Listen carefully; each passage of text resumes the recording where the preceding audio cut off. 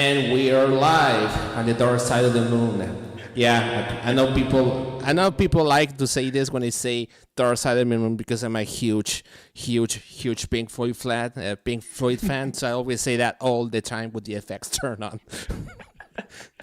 Episode 83. Thanks for tuning in. It's 7 p.m. Thanks for tuning in. Max here, and I hope you guys are doing fantastic today. We have a special guest. I was trying to get a hold of him, right? Yeah. But the guy is busy, which is good. Good busy. And I want to talk about a lot about things. So before moving forward, I just want to let you know, thanks for tuning in. Thanks for tuning in for those who were yesterday in Rembe.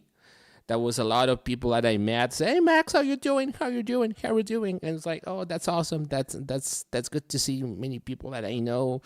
I think there was Chris Scott was there, Shane Meikle, Michael Wagner, and Adam from the Army of Great Men who was there.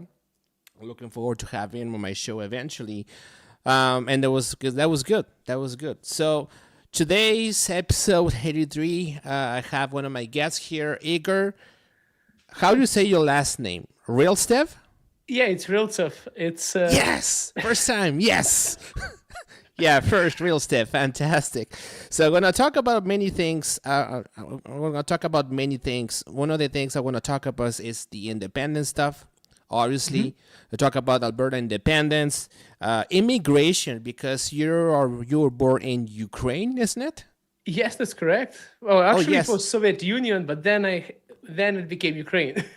Oh, we can talk about it later on. So we'll talk about immigration, real estate, in terms of because of the market situation type of thing. I think that your day job is in real estate, right? Yes, exactly. And that's what I do. that's fantastic. And also about many other things like Karens in plural, as I called. Yeah. Karens. People don't necessarily agree with us, but that's okay. That's where we are up against. So without further ado, I just want to let you know that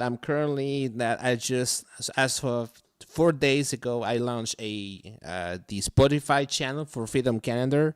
So still going up and up. So I'm very happy to see what's going to happen with this particular channel on Spotify. So you can watch, you can actually listen to the content instead of watching on a phone. And if you're in for Mac, you can actually listen to that when you're driving on your truck, which is fantastic. And also, I just happen to have a new Instagram account for the youngers. So that's going to be fantastic. So without further ado, I'd like to thank you, Igor, for taking your time for being today. It's been challenging for a lot of us meeting us. That's good. So I want to talk about yourself and just take us just give it a good description what you're up to. Just describe yourself for the audience here. Oh wow, it's it's difficult to describe what I do because I was doing different things. Initially, I started off, doing YouTube, and I was telling everyone to move to Canada and move to Calgary. And now I'm talking only about Alberta independence. So some people are shocked on my channel. They're saying, "What happened? What happened?" Angel, close the door. I'm on the live stream. Give me a second. I'm going to close the door. Okay, that's yes, fine. my kids are breaking in. No, I started all from basically making videos on how to move to Canada and things like that. Like about 8 years ago on YouTube. That's how I got that play button. But then I went into full-on Alberta independence. Slowly, I went into more real estate videos, and about, I would say, since Queensland, that event. I think that's where I met you first, right? On Queensland, you were there, right? In Queensland, yes, that's on January the 10th. Yes, and I think you were also on the 26th. That's the one at the Big Four. I believe you were there. Yeah, I was there too. I was live streaming there too. And I think since January 10, I just started going full on Alberta independence mode and making videos about it because I was editing a video, and then I went to Facebook and I found somebody's post that there's going to be an event in Queensland, and I didn't know if it's real or not. And I was waiting for a time to sign the petition for Alberta independence because I heard some rumors about it. I didn't know if it's coming true or not. And then I told my wife I'm going there to Queensland to find out if it's for real, if it's something is happening, or it's just some random person on Facebook saying that something is happening there. So I just went there while I was editing a video 2 hours before, and I met Corey Morgan there. He was there signing a petition as well, And then I realized, okay, you know what? I have to go home, get my wife, and let's get it signed. And then I decided that I'm going to risk my license, and I'll get us Alberta independence. I'm either going to lose my license before we get independent, or I just decided to speak everything that exactly what I think on YouTube. That's basically what happened. So to be clear, since January 10th, since that town hall meeting, that is what convinced you on Alberta independence, right? Well, basically, I wanted Alberta independence before that, but I didn't know that there's going to be anything going on before that. So I was thinking, well, there is some petition going on. I don't know when they're going to be. When is it going to start? When can I just go and sign it and everything, in that aspect? And then on the 10th, I realized that it's real. It's happening. And I decided just to leverage all my social media to get us as many signatures as possible. When I was like, you know what, I'm just going to go on social media and just get us as many signatures as possible and get Alberta independence done, because I just decided to speak exactly what I was thinking without any censorship on social media. And I started supporting the movement, basically. But my initial story is I came from Ukraine in 2012 to Canada, to Toronto. And then after that, in 2014, I moved to Calgary for one reason: to get my immigration done and go back to Toronto. So that was my reason to move to Calgary. But after I got my immigration done, a couple of years down the road, I realized that it's way better here than in Toronto, because in Toronto, everyone was telling me you shouldn't be moving to Calgary. It's not a good place. Really? Everyone was saying, like, it's minus 40. It's going to be really cold. Like, there's nothing to do. It's like in the middle of nowhere. And so I looked at the Google pictures. I looked at the pictures that I could find on stock footage and of Calgary downtown. And I was like, I think it should be fine. So that's how I chose Calgary. And that's actually why I started making videos about moving to Calgary, because at that time, I was one of the first people to make videos about moving to Calgary at that time. And then there is more and more people started talking about it. So that's basically how I started on YouTube. So you started on YouTube by trying to tell people how to move from to Calgary from other places across the country. It's so constantly. Yeah, that's exactly what happened. I was I was comparing Calgary to other cities, and I was making videos about it. And some of the videos I made from Canmore, and I got a lot of rage from people saying, "You're not actually in Calgary, you're making it from Canmore." And I was just comparing Calgary as the city to other cities. And basically a lot of people moved to Calgary. But at that time, I was not into real estate. At that time, I was just doing my regular jobs. I went into real estate only about 5 years ago, I would say, almost 5 years. And I've been doing YouTube for more than 8 years now, I would say. That's fantastic. Yeah, because I know you and I talk. I was on the phone many times. We were talking about a lot of the things that I love, which is equipment, capturing cars, cameras, and all that kind of stuff. The cool stuff that we all love and hate, I guess, sometimes. That's good. Yeah. I'm still covered all in equipment, even right now as you speak. It's so just still have bags of equipment, microphones everywhere. That's fantastic. So basically, we'll just take a look at your YouTube channel here. Mm-hmm. So we're just going to pan over here. So this is your YouTube channel. How many subs do you have? 188,000. Oh, that's good. Yeah, 158,000 people on YouTube. Yeah, and I see right here the most demand jobs in 2024. That was 7 years ago. Yes, I think it's like 7 or 8 years. I don't know how many years I've been doing it. That's Top reasons why immigrants leave Canada. That video got me lots of hate when I made that one. Really? Oh, we're gonna talk a lot about that as well too. So basically, you've been doing videos just to convince people to move to Calgary, and that's funny because that is kind of how I moved here to Alberta, watching videos from other people who are explaining how to move to Alberta. That's how I learned how to navigate to the system itself. But that's another topic here. Okay. Yeah. Oh yeah, absolutely, and it's good. I mean, that's absolutely, actually, absolutely very good. So we're gonna crank a little bit here. Talk about the independent stuff.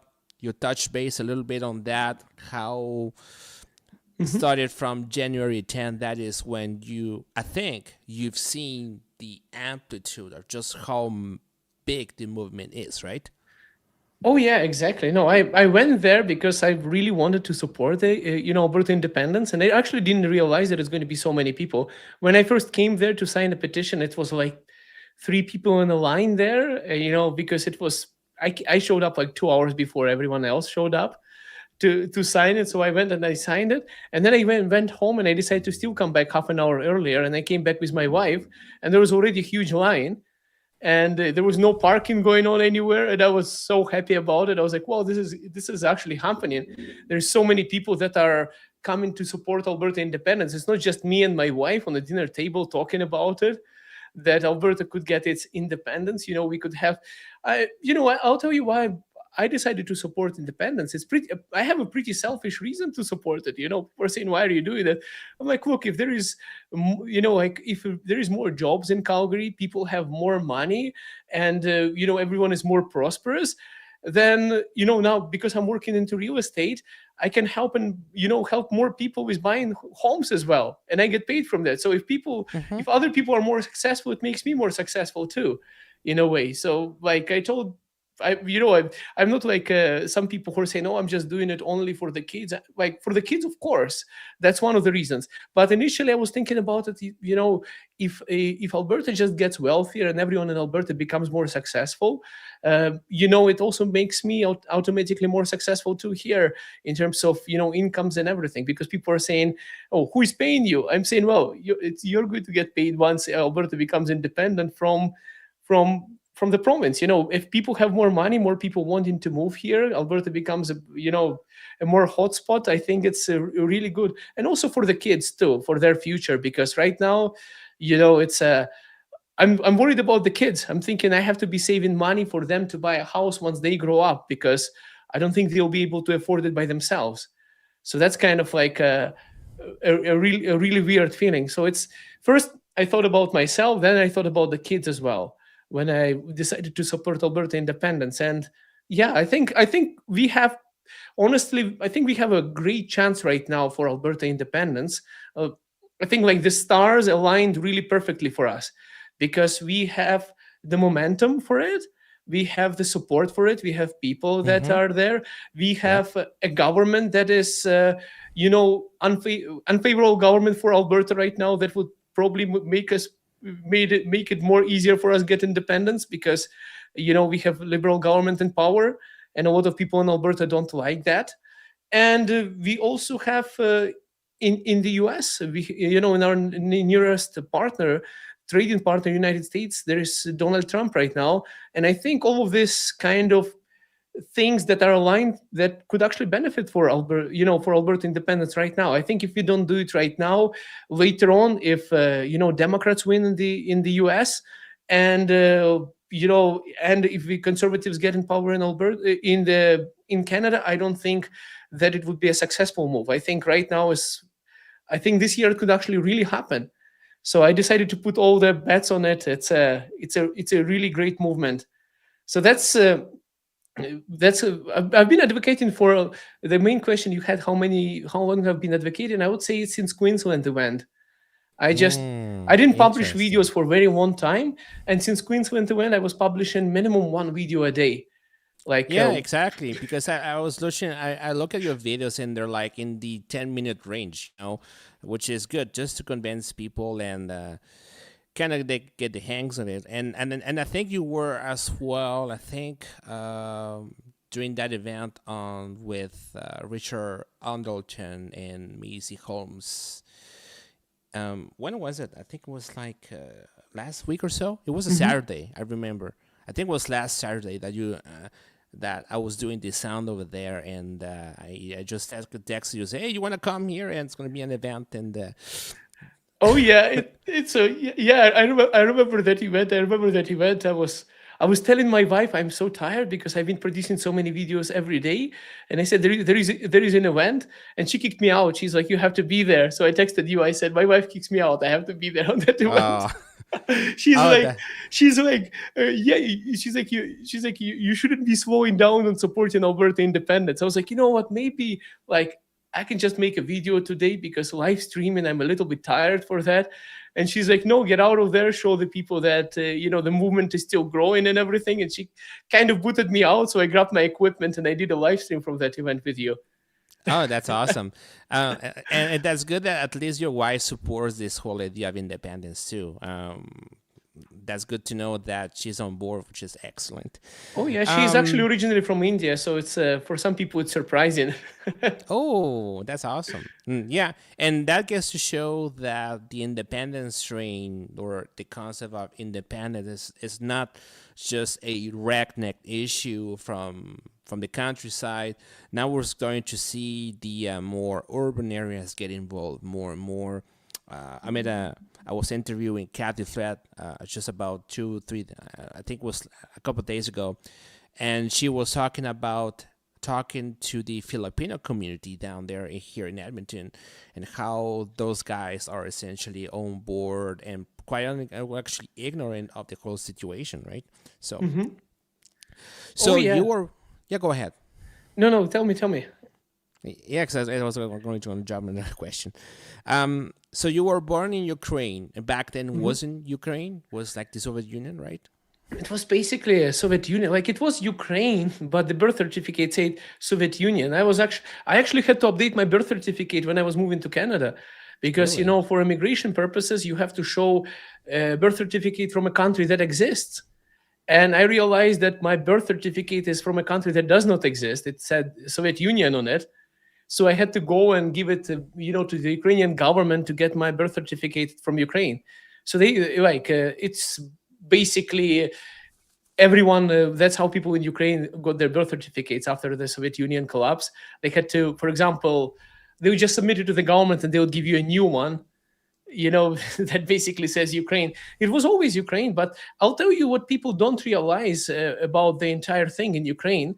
It's a lot of Ukrainians who came to Canada right now, they're panicking about this entire Alberta independence, because they're thinking that it's going to be, they're a little bit terrified of the situation in Ukraine. So they're thinking that, because in Ukraine right now, if you fall into category, like they like to label us, instead of calling us Alberta independence movement, they call us separatists, let's say. And in Ukraine, separatists right now are classified as people from Donbass area. So that's the part that there is a war going on with Russia. So a lot of Ukrainians are afraid, saying that, US could be as imperialistic as Russia, and that's how that started in Ukraine. So that's what they're afraid of. But it actually didn't happen like that in Ukraine. In Ukraine, we had a referendum in Donetsk area where people with the machine guns made sure that you vote in favor of Russia. So there was literally canvassers with machine guns, in Ukraine. So that's how Oh, that's how the referendum went there. So it's like you have to vote in favor of becoming independent in that time. So a lot of people in Ukraine are afraid of that. But the thing is, what they're forgetting is actually this is how Ukraine became independent. So Ukraine, I literally see an analogy with Soviet Union and Alberta actually, because in Ukraine we had a lot of gas. We had a really strong manufacturing facilities and everything. That was basically, we literally had similar situation with equalization tax in Ukraine. And people in Ukraine were saying that we have to stop sending money to Moscow. So I'm telling people that if you look at the entire situation with Alberta, it's literally the same rhetoric and everything going on here, where people are saying we should stop sending money to Ottawa. In Ukraine, people are saying we have to stop sending money to Moscow. Like all the equalization payments, we need to have our freedom and things like that. So, yeah, it's a. I don't remember the exact dates on how it happened, but I believe I forgot the dates or how it happened, but basically Ukraine has self-proclaimed its own independence, and then within a month we had a referendum with an overwhelming majority in favor of independence, and the next day after the referendum, Canada was the first country to recognize Ukraine as a sovereign nation out of all the countries. mm. So that's basically how Ukraine got its independence. And it was totally unconstitutional. It was against the Soviet constitution. It was illegal process for Ukraine to become independent when it became an independent country. And it only became independent country because after referendum, well, they basically got legitimacy, and other countries started recognizing as it as a country, even though Soviet Union and Russia didn't recognize Ukraine right away, but Canada did. So that's kind of the interesting thing that a lot of people in Canada in the independence movement don't realize that, and I think that's what the federal government of Canada is afraid of too, because if we have a referendum and then we have a majority, and the next day some powerful nation like United States recognizes Alberta, and then let's say Quebec recognizes Alberta or something like that, then it's going to be more difficult for them. So that's what I think the biggest challenge, and why federal government is so panicky about that. It could be a faster process than we expect, actually. So why you suggest? So why you're stating is basically that the process that led to the creation of Ukraine was more ambiguous and more risky than the process that Alberta is doing to form Alberta as a country, because there's a legal path, right? Exactly. There was no legal path in Ukraine. Actually, I was surprised about Alberta independence movement, because I had to do some research with AI and everything. And I was like, look, I'm going to be signing this petition. Am I breaking any laws? Is it illegal? And I started doing some research, as Gemini, with Chat GPT.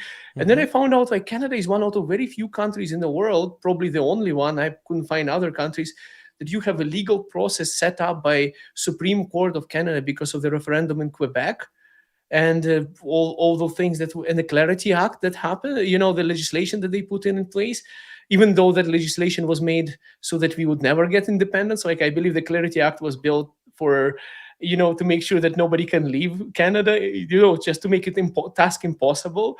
But I was surprised that it's absolutely legal, and separatism and referendums like this in Canada were absolutely protected by the Constitution of Canada. So I was like, okay, then if it's legal, then I'm going to be supporting it. Why not? So that's what I realized. I was actually surprised that you actually have a legal process for that, and it's outlined by the legislation in Canada. Now, I was even more surprised when David Eby came out and he said that this treason.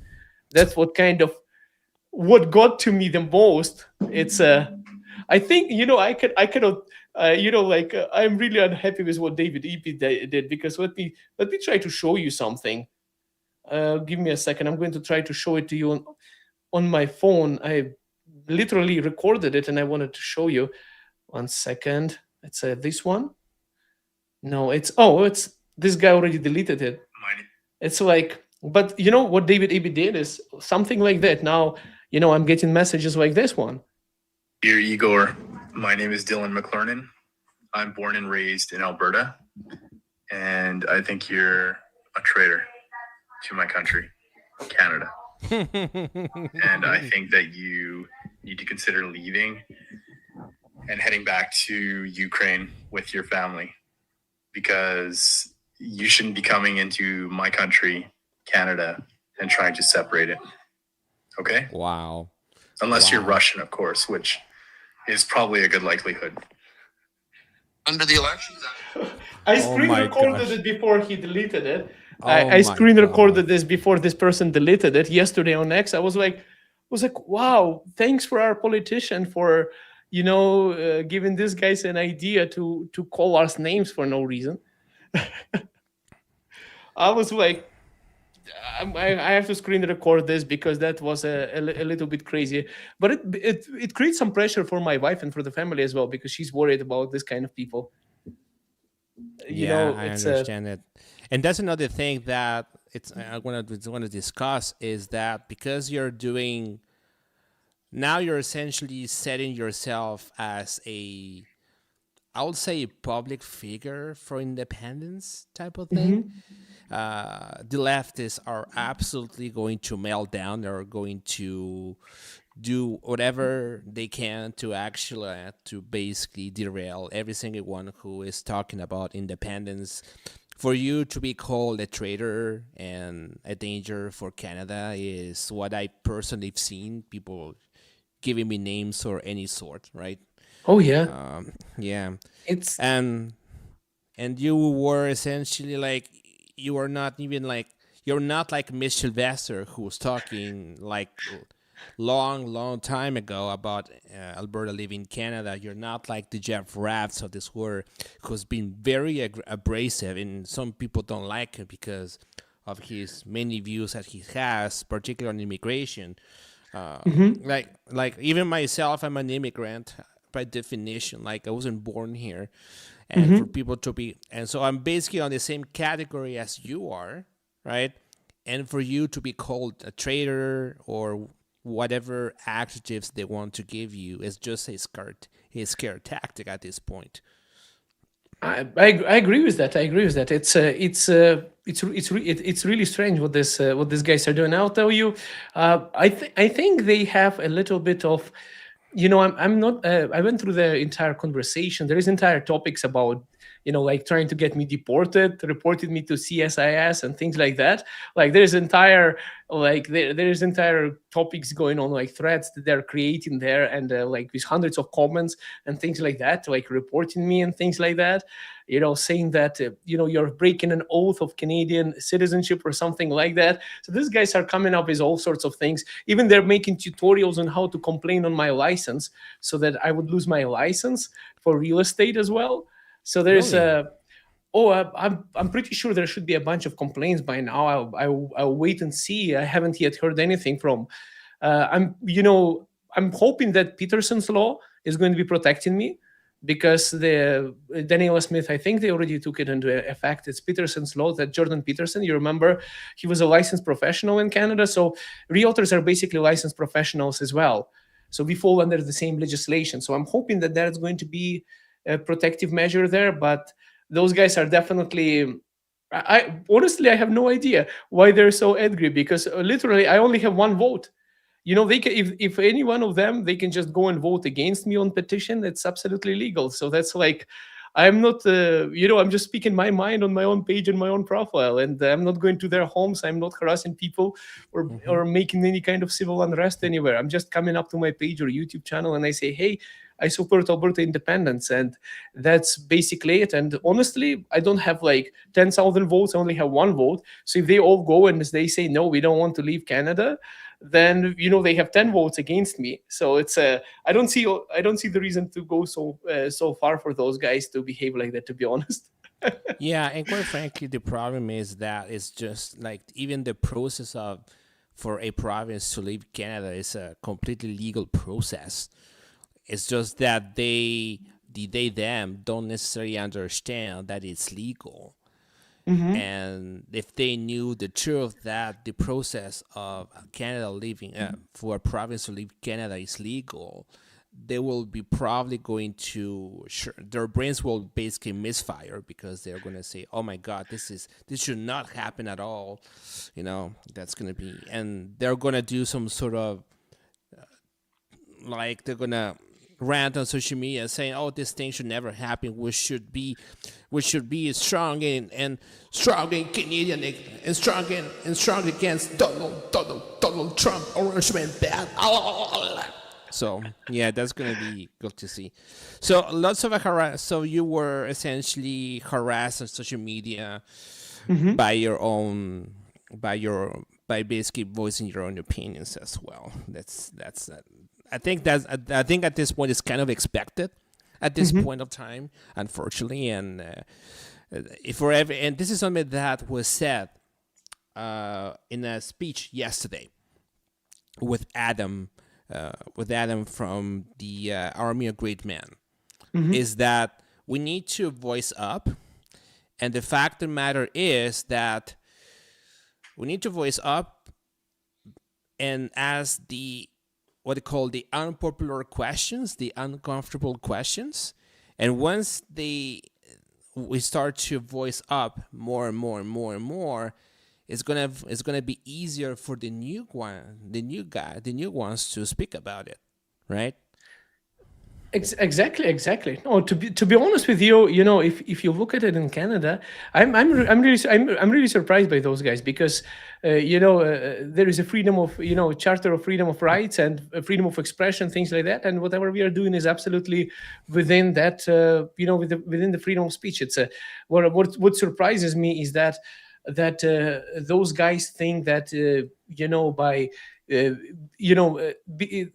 are thinking they're doing something Canadian patriotic thing, but actually they're going against the Charter of Freedom of Rights themselves in such a way. They're saying, well, you're not allowed to express yourself because we don't like it. But that's not how freedom works. That's the reason for me, I'm a little bit allergic to this entire communism thing, because I'll tell you, I was in a childcare in Ukraine. I was probably about 5 years old. I still remember, because it's a long family story, and we were a broke family in Ukraine because once Soviet Union collapsed, there was a hyperinflation and everything. They froze all the bank accounts. You were not allowed to withdraw any money, so all my family's savings got basically burned. It's like thousands % a year inflation, and you're not allowed to withdraw your money from your savings or spend it. So everyone in the country became equally poor when that happened. But so because we were so poor, I wanted to figure out where to make money. So in the childcare for Santa, you had to come up with who you're going to become when you grow up. And I didn't tell anything about it to my parents. I just asked my parents where all the money is, and they said, well, it's in the bank. And then I said, okay, who's in charge of the bank? They said, well, the banker is. So, can you imagine there's like a bunch of communist people standing around, and one kid wants to be an astronaut, a firefighter, police officer, all noble professions. And then they ask me, who do you want to become? And I'm like, I want to be a banker. And so they give them money. Yes, they're like, what? It's like, it's like I summoned a demon in a church or something when I said I want to be a banker to them. Like they gave my mom such an evil look. They're like, what are you teaching your son? It's a capitalism. It's making money. It's bad. Because communism is essentially like religion. So like I said the most uncommunist thing when I was like 5 years old, that I want to be a banker just because my family was poor. That's no, absolutely. It's I'm really allergic to communism, because in a communist society, the cleaners, people who would be removing the trash, they'll be making same income, sometimes even more than doctors in a hospital. It's like they made it so much that everyone is equal. So it didn't make sense for somebody to go and become a doctor in a hospital, go through residency, go through all that education, pass all the entrance exams, and get your education done, and then come and get a job where you're going to be making less money than a person picking up trash on the street. Doesn't make sense. So what I'm suggesting is that living in a communist country, in a communist country, there is no meritocracy. Yeah, it's basically, it's that's one of the things when I hear this equalization tax, it's like, for me, it's like the most communist thing ever, because that's what they did. They had this, I don't know how to say it in English, it's раскулачивание. So they would call somebody who is wealthy a feast, like who's holding all the money in the feast. So to open the feast, раскулачить is like to open the feast. So that's how one of my grandfathers, like grandfathers, actually was killed by communists, got stabbed because he was a business person, and they told him, okay, it's time for you to give up your business, because now, like, sign the papers, now it's going to belong to the state. And he said no. So to show everyone that in the village that, that's what's going to happen to you if you don't obey what the state told you, they stabbed him with the saber. So they killed him on a wedding, on somebody's wedding. They killed him, and they took his property. And they said, okay, now it belongs to the state. He was made an example of. Yeah, just to make an example of, saying that this is what happens if you don't, we offered you willingly, but you said no. To surrender your business, to give it to the state. So now that's an example for everyone else what's going to be happening. That's kind of the communism thing. It's to make everyone equal, but in the end, everyone becomes equally poor and everything. And that's what I'm sensing, that when they're talking about universal basic income in Canada, when they're talking about higher taxes and supporting, basically it leads a little bit too much into the country where I left. It's becoming it goes into that direction that I'm allergic to. That's my problem. Like it's almost like during the scamdemic when they say people, oh, you need to get your GB jab.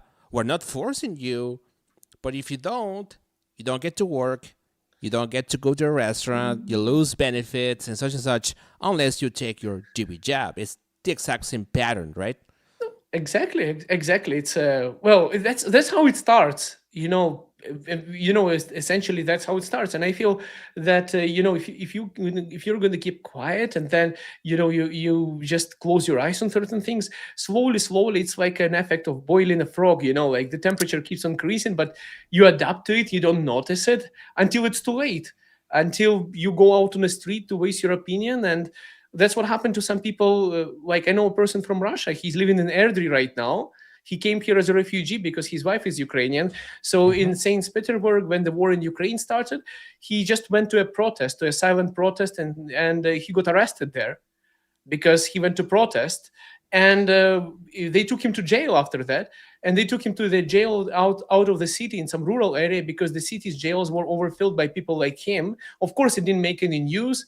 And they grabbed just everyone on the street. So people who were protesting and people who were going to work too, who just ended up being on the same street. The police just came, loaded everyone on the bus, and started delivering people to jails. And then they let him out. He is an influencer. He has some Facebook following.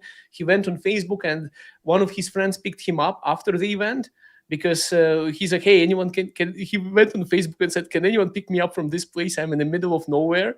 And someone came on the car and picked him up. And I think a week or so later, the police showed up to his home. With machine guns and everything. Nobody threatened him or anything, but they put him in the front of a camera, and they made him talk on a camera and say that he's never going to be doing such things on social media again. That he's not going to be posting such things on social media, and that he really understands that if he's going to continue on doing that, he's going to go to jail. So that's now he's in Canada. He's like, I'm not staying there. I'm done. When was it? I think it was like when the war in Ukraine just started, like few weeks after. Oh, that's insane. And these are the things that are coming to Canada, folks, if people are not paying attention. So you're essentially a living testimony of what's going to happen in Canada with Bill C-8, Bill C-9, like people getting arrested. Even myself, we're talking about this kind of stuff, That's the state of affairs here. No, exactly. No, the thing is, it's like I come from one of the Europe's most corrupt countries. People don't realize that. I've seen corruption basically on every level, starting from the police to healthcare, education, everything. Like corruption in Ukraine is all throughout. That's the reason why I actually left that country, because the corruption ruins the country. It's basically creates a second economy, a shadow economy that is tax free, basically. So it's a bad thing. It ruins your country. And I come from a place where people even laugh about this, where the elections, where the fake elections, where the president that fled to Russia before the war with Crimea started and everything, he used to give away buckwheat, like groceries to grandmothers so they would vote for him. And that's why I'm actually like, when I see Mark Carney coming out and saying, I'm increasing my GST rebate, I'm like, wow, that's going that direction, I'm like, that's really that, like, it's a different thing, but it's almost the same thing to me. I'm like, well, that reminds me of something. That's how that president got a lot of votes, because grandmothers were like, we know what, well, at least he got us some groceries. Like, this guy is a nice gentleman. Let's vote for him. And I was like, oh, wow. My goodness. And it's he fled to Russia. And actually, that's the same president that Putin wanted to install back if he was to conquer Ukraine. So he wanted to bring him back because he's saying that that's actually the legitimate president of Ukraine. But he was actually a placed president in a lot of people in Ukraine opinion. He was a placed president to control Ukraine from Russia. So he fled to Russia when the entire revolution started there in Ukraine. And when he fled to Russia before we had a proper election, that's when they took Crimea in 2014. So it was like, because president fled from Russia to Russia from Ukraine. And he's one of the reasons why I left to Canada, that same president, because when I realized people elected him, I didn't realize about the entire, fake elections and everything in Ukraine. I was like, you know what? This country is not moving anywhere. And, like there's a saying, I don't know if there is such a saying in English or not, but in Russian they say it's. And I grew up in the Ukraine part that's everyone speaks 90% speak 99% speak Russian. So there's like a saying that if a mountain is not coming to Muhammad, then Muhammad is going to the mountain. So I was like, okay, if Canada is not coming to Ukraine, then I'm going to Canada. Basically, that's Yeah. And that's funny because I digress a little bit here, but essentially in Quebec we have the same situation there. I think was it Baron guy? What's the guy from? I don't know his name, but I heard somebody talking from the States, basically stating that Canada is in fact it's basically Ukraine 2.0, right? So Canada is effectively becoming Ukraine 2.0, given the corruption, given what's happening, plus what you're just stating right now. It seems that Canada is getting to is basically following the communist playbook at large. It's going that way, and that's that's what bothers me a lot. It's having some privileges like socialistic privileges in Canada. Well, it's good, but we are going too much into money printing and inflation, and it's a weird thing that in Canada you get punished for being successful unless you're ultra wealthy, like one of the giant companies that owns all the grocery stores or like cell phones and internet and things like that. Unless you're one of the big 5 banks, then it's fine. But if you are a small business owner and everything, it's like you are getting more taxed for more success. But at the same time, if you I had a conversation with a friend of mine recently, and we were laughing about it. He was saying, he's like, hey, Igor, when I was receiving my EI and I was going to a food bank, I had more money than right now I'm working because I don't get any benefits. That's what the person told me. I was like, we were laughing about it. He was saying that, what, when you are not making enough money in Canada, then the government supports you and gives you some benefits that you would not get if you are working. But then he's saying, why am I working so hard if I was doing pretty good if I'm not doing anything? So that's kind of like, that's the problem, that's the problem that I'm seeing. I'm thinking that you shouldn't be rewarded too much for not working. Like you should be rewarded more for for creating value and for working actually, like that's kind of thing how I look at it. Yeah, and one thing in particular is that I think that what we're starting to see now more and more is just the abuse from the people on the system. The fact that, like, I don't know if you follow this, well, you're probably brand new in the independence train. I'm looking forward, by the way, to do a live streaming from Edmonton. By the way, from Edmonton, I just need to check some paperwork, something along those lines. Voluntarily, by the way, by my own dime, I will be there in Edmonton. Just need to check something on my end. And I think Mitch Sylvester will be there. And he's talking about immigration as a result of the policies that have been implemented by the federal government. Yes. Yeah. My kid is opening doors. Oh, your kid's, how old is he? Oh, he's 6. 6 years old. Oh, so that's the generation that is fighting. That's awesome. Gotcha. Yesterday in Rimby, there was a little kid, age 7, who was asking questions. That was awesome. Okay, I'm gonna change the subject a little bit. And this is about real estate. I know that you're a realtor, right? You got a license and everything.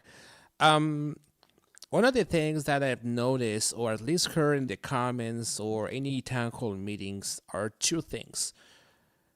There is this theory that when Alberta becomes independent, there is going to be a demographic shift. What I mean by that is that people who are essentially conservative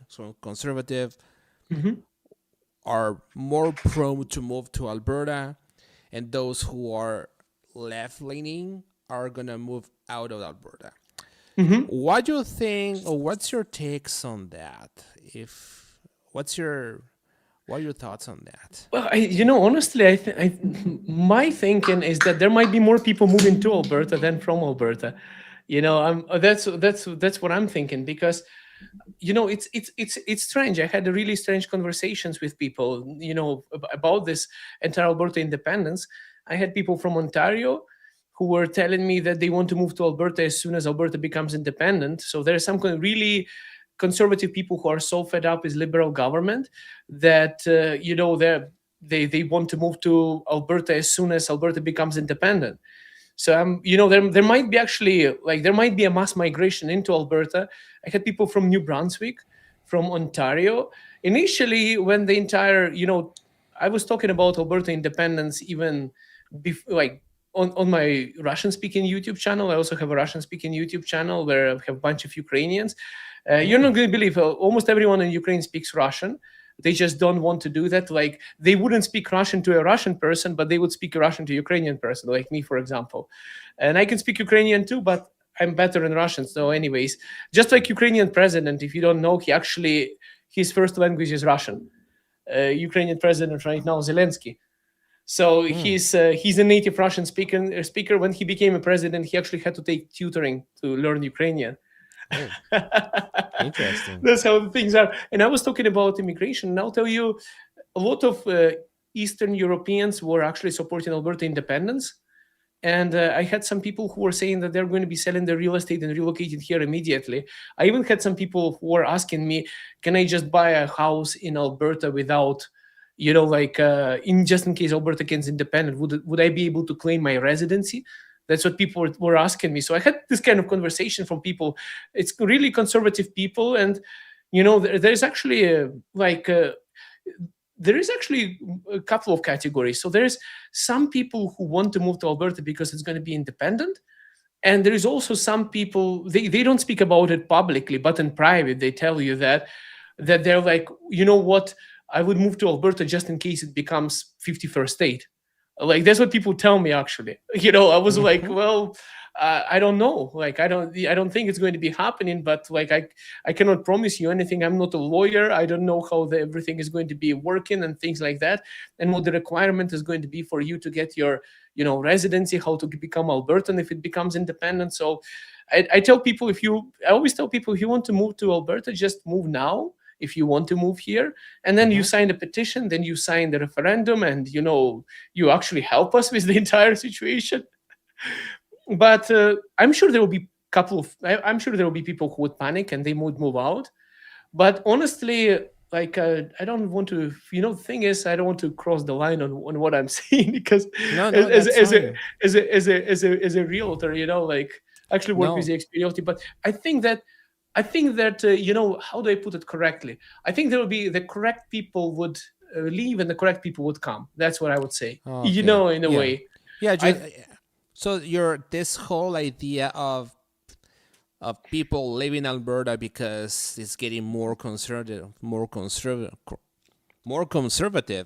is not something that is on the table, but the opposite, i.e., conservatives moving to Alberta, it's more plausible based on what you've seen.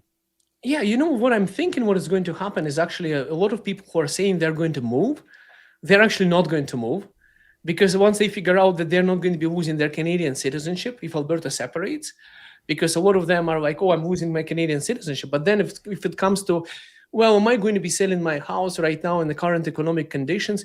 And then they might stay. But then once Alberta's economy picks up, they'll be like, well, why should I leave? Because there's more jobs here now. So it's, that's kind of a thing. I actually think maybe in the short term, there might be a little bit of a, uncertainty on the real estate market. But in the long term, I think it's going to be good for our investments. I currently have two properties, and I want the properties to go up in value. So I wouldn't be supporting the Alberta independence movement if I thought that my properties are going to become $0. Yeah, absolutely. And speaking of that, there is a video that I watched from Northern Perspective about mortgage delinquencies. Basically, people not be able to pay their mortgage. Because essentially Justin Trudeau was basically saying during the scamdemic that we should basically buy houses, and because at that time the rates were so incredibly low. But now the table, now the bill just came up, and you gotta pay for your 1.5 million house that nobody's gonna buy because it's at 1.5 million. So you essentially have to sell your house at a loss. And in places like Toronto, Burlington, and Ontario specifically, they're being hit very hard down in Ontario. Let's be realistic here. Oh, it's terrible. It's terrible there in BC and in Ontario. I made videos about it too. I think, if you've seen, there are lots of fires on construction sites that happen too because of all of that. It's basically, just imagine somebody comes and they buy a pre-construction that's going to be done in a year from now, and they put like 4 years or so, and then they put a 20% deposit for it. Like, let's say they put $200,000 into that townhouse that's going to be built, but now the value of that property is down by $200,000 already, and they put $200,000 as a deposit for it. So now, in order for them to qualify for a mortgage, if they maxed out their mortgage, they have to come up with another $200,000 cash to afford it.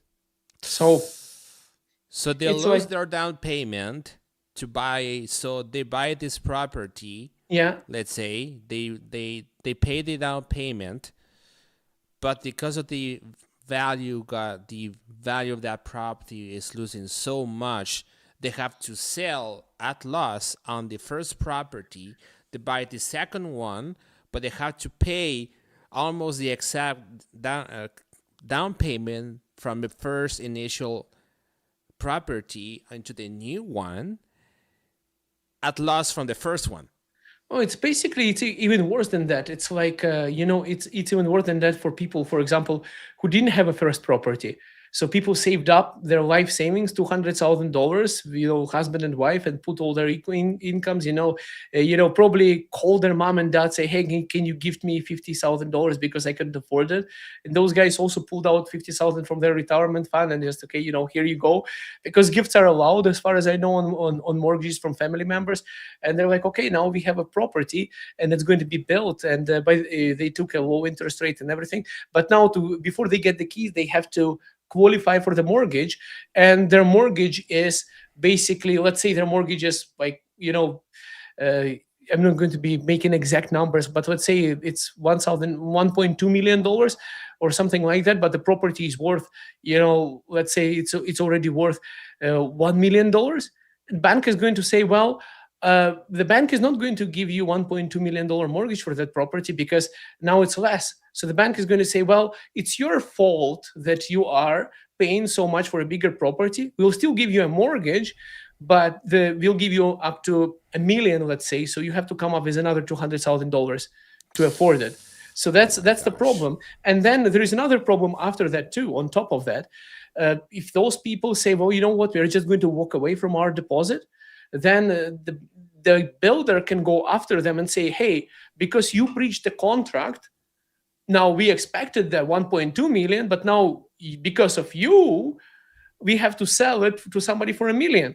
So they might actually sue you for the difference as well. Oh my gosh! So there's it's another thing that nobody talks about in real estate. Those contracts are really binding, and that's why I was, there was news articles coming up. I think it was like a few years back, like a year or so, when construction sites were catching fire all over BC and Toronto for new construction, like somebody was smoking or something like that. I was like, I was telling my wife, I was like, I bet you that's one of the people who has a mortgage coming up, but probably, maybe somehow they went in desperately and started that fire. Like, I was like thinking about it, because if they delay it, like, it's illegal, right? But if they delay it, maybe by that time situation is going to be better or something, or maybe the builder is going to say we cannot deliver it on time or something. I don't know, but I was just saying that there was too many fires going on townhouse constructions in BC and on Ontario right when they increased the interest rates. And I was saying, I bet you it's not the construction people. I bet you that somebody at night came in and started it. I'm like, I bet you that's the home buyers. with the mortgage, desperate enough to break the law like that. And that was my speculation on that. So it's even worse than that. People are desperate. Oh my gosh, that's like, and let me tell you this, because I'm not in real estate at all, like at all. One of my question is, do you think that this mortgage delinquency shenanigans that are happening right now, is that true that it has been significantly worsened ever since, let's say, the last 10 or 15 years, or 10 or 5 years? Well, it's, basically, I think so. Because, a lot of people got tricked. Actually, I think the government tricked us in a lot of ways, because I was, I was on this growing market here in Calgary when, multiple offers going on and everything is going on crazy. It was like, I'm going into a house to show a home with my clients, and I lock the door from inside. And then I'm coming out, and there is 7 pissed off realtors standing outside looking at me. They're like, "What's taking you so long? And why did you lock the door?" I'm like, "It's my appointment time to be here." And they're like, "Well, we were told to come in and everything." I ended up getting that property for my homes, but they were really angry because everyone was coming here. It was insane migration, multiple offer situation. It was really crazy. But you know why it happened? Because the government promised everyone they are not going to be increasing the interest rates. Like they came out, Bank of Canada, time after time after time. No, we are not going to be increasing. No, we are not going to be increasing. And people went on variable rates as well. They're like, well, why would I get fixed rate? So they went on a variable rate because the Bank of Canada promised them something. And then they just showed up and they increased it. The biggest mistake was from Bank of Canada is they actually, they decreased the rates too fast and for too long. And then they increased them again too fast. They should have not done that. I actually witnessed people from Toronto not being able to buy townhouses in Chestermere. Over the years, I think I had at least 4 people who called me from Toronto they didn't call me when they were buying the properties. They called me when they were in trouble. That's kind of a thing. They went directly to the builder. They purchased it from Google Maps. Literally, Wow. they told me Chestermere is Calgary. I'm saying, well, Chestermere is not exactly Calgary. But they said, but it is Calgary, right? I'm like, it's a separate city. But they're like, on Google Maps, it looks really close. I'm like, yeah, on Google Maps, it looks close. I'm saying, did you have an agent? So they went to the builders directly, gave the deposits. But when it came the time to buy them, they didn't qualify for a mortgage. So I personally know at least 4 Eastern European families that walked away from their properties, had to sign an agreement with the lawyer that they're not going to get sued by the builder after that in Chestermere. And let's say that Chestermere and Calgary, that's probably like 20 miles between each other. Mm-hmm. It's not too far. But the problem is those people, how they were buying it? They were buying it without pre-approvals, without mortgages. So they didn't even know they can approve it. They would just give a deposit and hope it would go up in price. So they were literally speculating like that, those guys. Oh my gosh. I told them, did you talk to a mortgage broker before you wrote an offer? They're like, no. I said, did you talk to any realtor? No. We decided to save money, so we go directly to the builders. And I was like, and then they call and they ask, what can I do? And they send contracts and things like that. I looked at the contract, and there is, in Ontario, there's such a big thing for speculation also, such as assignment clause. In Alberta, builders most of them don't allow that. So what it is basically you can sell the property before you get the keys. So that's what they did in Ontario. That's why it went such a real estate bubble there. So they would literally buy a condo that is going to be built in 4 years from now. By the time it's built, the prices went up. They would sell it at less than the market value to somebody else and make $200,000. So there was like a scheme in Toronto to make money like that. And a lot of people, they came with the same mentality from Ontario to Alberta as well. And they don't know that things are working that way. And maybe when Alberta separates, all those rules and regulations will be completely rewritten to the point that you cannot do those things anymore because, hey, Alberta is a separate country. It's not Canada. Yeah, exactly. Well, that's what they did. And it's, why they did it is a simple explanation. Hey, my coworker just got rich, working same job and everything. My coworker purchased 2 condos. He made $400,000. That guy made $200,000. That guy made $1 million on this.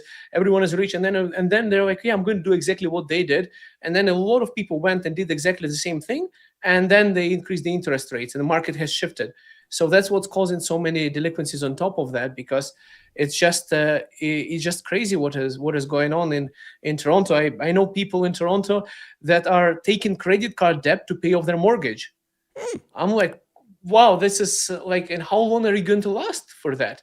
Because the interest rate on credit cards is huge. People are literally taking money out of credit card to pay for their mortgage. Like That's cash how advances. bad it is. Advances. Cash advances, yeah. And that is like 30% on a credit card?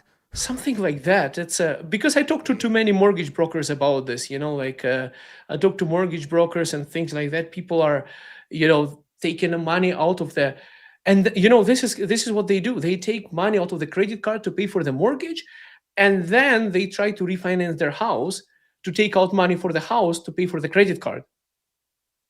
So you never paid off the money. You never pay off the mortgage. Exactly. It's it's a closed loop. It's they cannot afford it, and then eventually it's they go bankrupt on these things. Then they're going into a terrible financial situation. It's like an endless loop for some people, and people are desperate like that. So that's why the delinquencies are happening in Ontario. Like in Ontario, it's way worse than Alberta. I don't like. It's really bad in Ontario in that way, and also there is lots of corruption in Ontario. Let's put it mildly in that way too. Oh yeah, absolutely. No, and I met a lot of people who moved here to Alberta from Ontario, and they're basically saying the same thing. It's the cost of living, and now with the delinquencies on real estate, that's going to be a very bummer to see. Another question that I have, gonna change the subject a little bit here, is the Karens. The Karens, because we all have Karens here, and in fact, Joseph, why? Apparently, some feminists right now are essentially stipulating that using the name Karen should not be used in new babies because it's being too demeaning or something like that. I don't know. That's just funny. But you're talking about the incident that happened. Can we talk about that? Which one? Which one?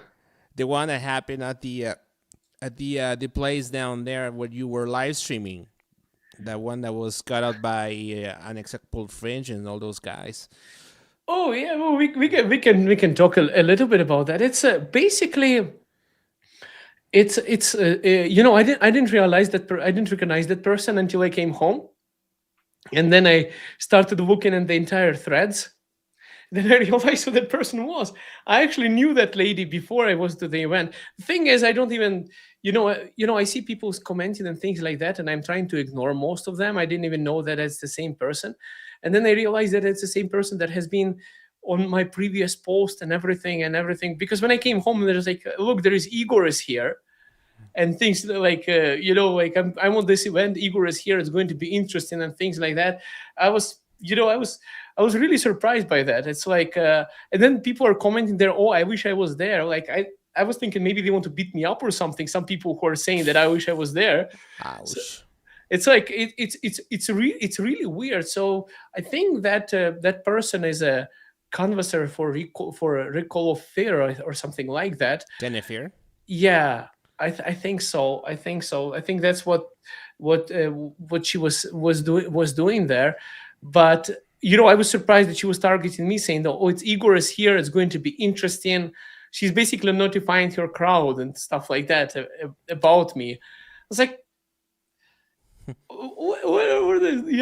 sometimes I want to remove my marketing materials. Like, sometimes I'm a little bit worried about being a realtor, and driving around the city, meeting people when there is a crowd of people like that. But I've been dealing with Karens because of YouTube forever. Mostly women Karens. Some couple of times I met a man Karen, but I would say there is probably 3 times of that amount of men I had women going after me. I had women trying to chase me on BMW when I was just recording myself while talking on a camera. Now I have like Now I'm walking around with 2 phones because of the entire event. I'm literally using 2 cell phones so that I can record the person with one phone and call the police on the other one in case something happens. So that they don't make things up, so they don't make things up. But it's people in Canada are really cautious about the phones. I had people thinking that I'm trying to rob them, but I'm trying to profile their properties by walking down the street and recording myself. So it's I had people chasing me on their cars, but it was before Alberta independence. With Alberta independence, now it's it's an overdrive. Yeah, it's well, now I'm having this hat right now. Somebody gifted to me. See this? Oh, nice. Republic of Alberta. Oh, I think nice. I got it from a person who has a Facebook page. I think Rise of Alberta, and basically he gifted me the car, this one. So you moved from a realtor to a somebody who is basically public enemy at this point, right? I think I became like the enemy of the state.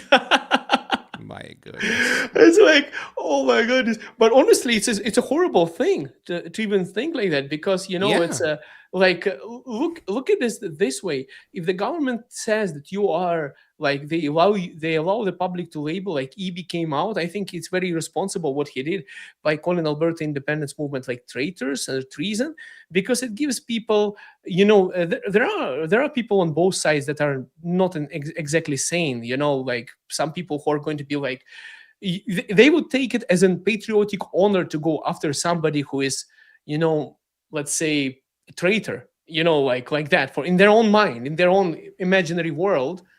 So that kind of puts every one of us in this Alberta independence movement in danger in that way, because when the government comes out and says, oh, that's a treason, and then some person who just was sitting there and wants to become a hero gets off the couch and says, hey, let's go after the traitors, I'm going to rescue Canada. So like it's not everyone is in a total sense of mind in that way. So that's a little bit worrisome for me, and I think for everyone. And I think that this whole idea of being called a traitor is almost like being called. It's one of those names that don't necessarily have the punch that they used to have back then. Like back in the days, you were called a traitor, you're essentially a bad guy. But now I'm like, yeah, call me a traitor, whatever, dude. And I think that most people who are not on the independence train, should I say, are either ill-informed. A lot of people in that category, and the other people who are simply just pushing everybody's buttons. PG the Belt is here. Max, Igor, Free Alberta. Thanks for the super chat. Thanks for the work you do. Shout out to Igor, Free Alberta. Yes, sir, of course. Oh, that's awesome. Yeah, some super chats. It's awesome. So yeah, exactly. And I think that at this point of time is kind of expected for people. Like I get daily messages now on Instagram, Facebook, saying that I'm basically a POS just by recordings. Just by taking my sound equipment to the site, putting everything together, and put record on OBS, and I get blamed for that. Can you imagine you're bringing all this, probably thousands of dollars of your equipment and your time and everything, doing that for free for a cause, and then you also get all of that additional hate for that for no reason, for being. But you know what I don't like about this word traitor? Like I know it doesn't mean anything anymore in modern day, but in the old times, person who is a traitor, that's like a.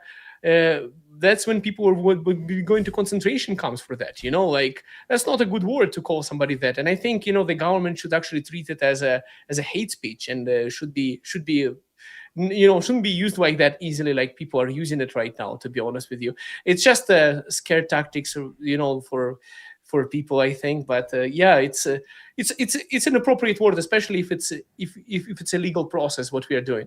I mean, if you were to, if you are. What I would call a treason? I would say a treason is, like, oh my goodness, when you start recruiting foreign military people as a new immigration stream, like what they're doing right now, that might be a treason. Oh, and I got a question about that. You just slapped, you just pushed the button because I want to interview some military people eventually. Yeah. I can't give you names, but I'm working on that.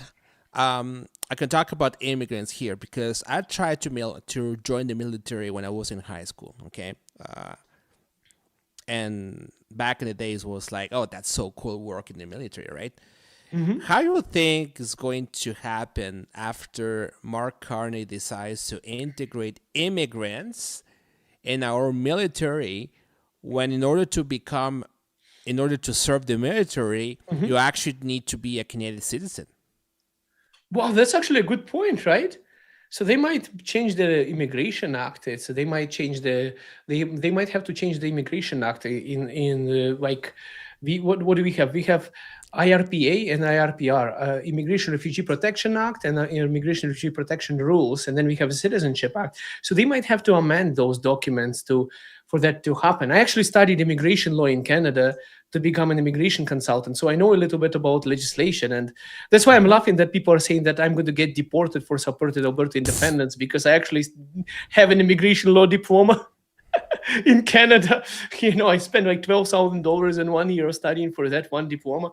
But anyways, yeah, it's a really good question how they're going to be doing that. I bet you there's going to be a lot of Ukrainian veterans coming to Canada after that, because those guys are going to be applying from Ukraine. What do you mean?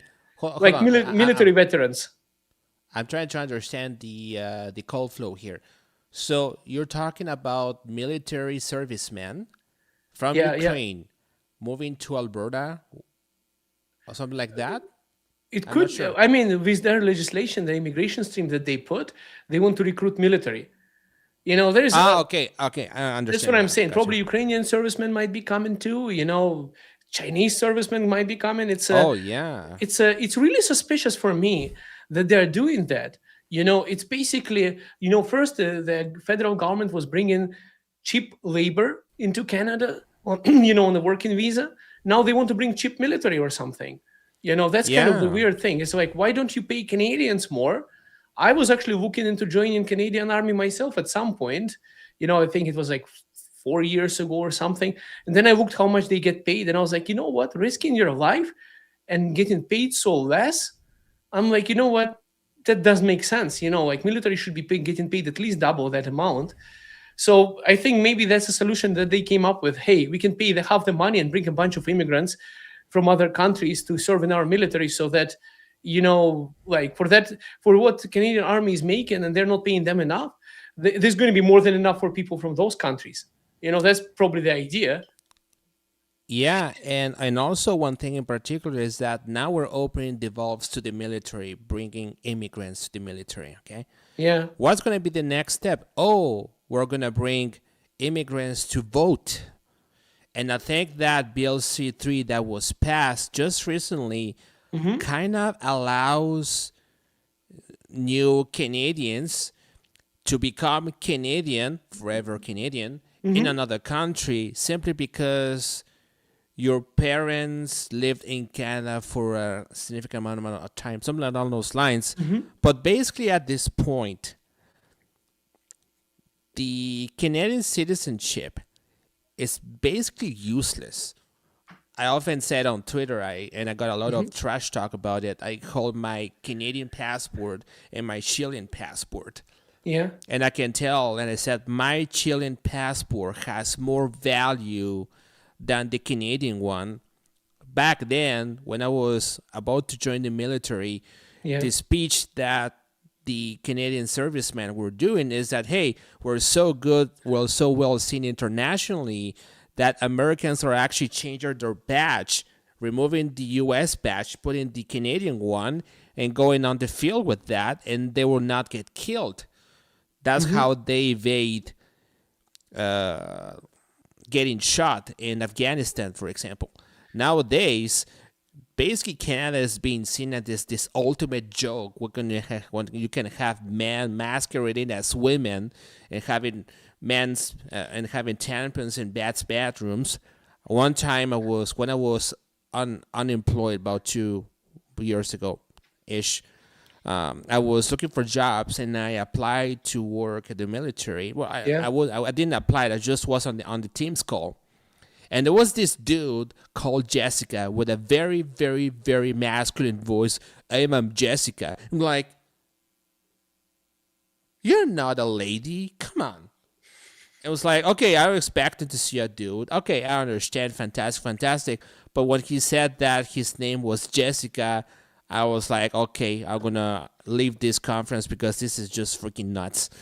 So, you went to apply for military. That's what you met in person. Well, I didn't apply. I just attended the Teams call to see what they're trying to do and everything. But what the point I'm trying to make is that the reason why the Canadian government is trying to bring immigrants into the military is because they're starting to see, I think, a huge descent inside the military. So by bringing immigrants to the military, you're going to basically replace the non-complying personnel to immigrants that will say yes to anything that the federal government is telling them to do. I'm actually worried about that because then that military could be used against Canadians because they'll be loyal to the government. They're not going to be loyal to Canadians. They'll be loyal to who brought them here. That's what I'm worried about. I'm not even worried about, gender things. I'm more worried about that the loyalty of the military is not going to be to the country. It's going to be to the, to Carney.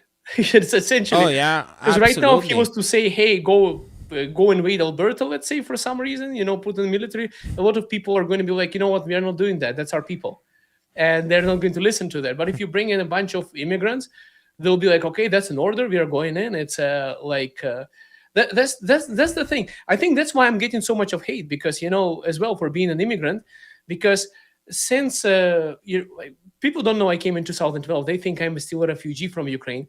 In their logic is like this. In their logic, becoming a Canadian citizen is not becoming a Canadian citizen, but it's just a forever loyalty to the liberal government that brings more immigrants. So in their logic is like, you have to vote for them forever. Oh, yeah. And I've heard that argument a lot. I met people, especially... I don't know which country specifically, but I think her example was from Ghana, I think. And she's saying, oh, back time it was Trudeau. I'm like, oh, Justin Trudeau is so kind. He let us in. And I'm like, do you know what this guy has done to this country and what his unofficial dad actually has done to this country? You got no clue. And she was like, her brain basically misfired. Yeah, you can see that her eyes are not doing straight moves. She was like trying to assess what they've just done in 5 seconds. Yeah. And so I'm like, what do you mean? Like basically Canada is basically it's got so much to the left now, while Alberta retained its decency or his common sense, that now it doesn't seem like is actually demoralizing the conservatives who are living in Canada right now. Oh, and that's going potentially gonna break new business. They're all gonna move here to Alberta. Once Alberta separates, that's probably the reason, and Canada will be a de facto Marxist communist country. Basically, Mark Carney. Yeah, if Alberta separates, I think Canada is not going to be I don't think it's going to be doing really good. Like if Alberta leaves, I think it's over for Canada as it is right now, because Alberta is paying so much of taxes, equalization taxes, and it's just like, the potential that it has. I don't think Canada is going to be the same country if Alberta leaves. In that way, it's the next if that happens, I'm pretty sure there's going to be a domino effect of Quebec followed by Saskatchewan, followed by BC. It's you don't know what's going to happen. That's how Soviet Union collapsed. It just takes one country to leave, then everyone just left. That's how the Soviet Union collapsed as well. And honestly, Canada is geographically bigger than Ukraine. like a little bit bigger. People think, oh, I mean, Alberta. I mean, Alberta is bigger than Ukraine. People think Alberta is a small province. You talk to people from other countries, they're like, oh, Alberta, like it's a province. They think Alberta is like, it's like Edmonton size, like place just of an Edmonton. And like people have a really small imagination. They don't realize the entire scale of Alberta. It's literally a little bit bigger than Ukraine, and Ukraine is one of the largest countries in Europe. It's a can't have it. You don't know. I'm going to do a sign experiment.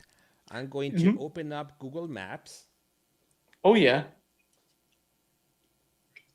And we're going to calculate the distance between the two edges of Ukraine. Okay. Oh yeah. And to make the liberals watching this show, we're gonna put it in miles because I don't know. So I'm going to switch the lane here, share this tab instead, and we're going to do the exercise. So we have here Ukraine, see, and what we're gonna do is I'm gonna take the measurements from this end. Measure distance to this edge here, measure distance to here.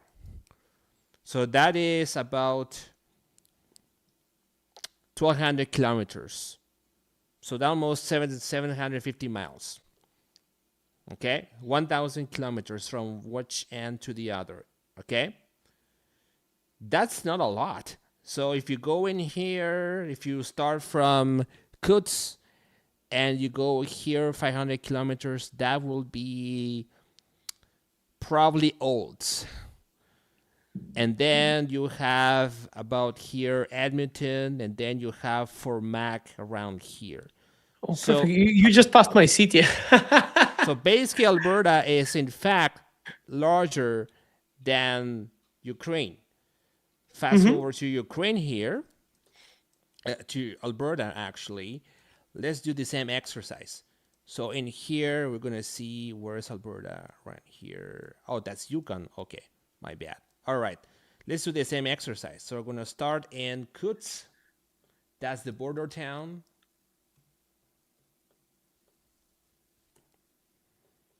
Kuts, Alberta. Oh.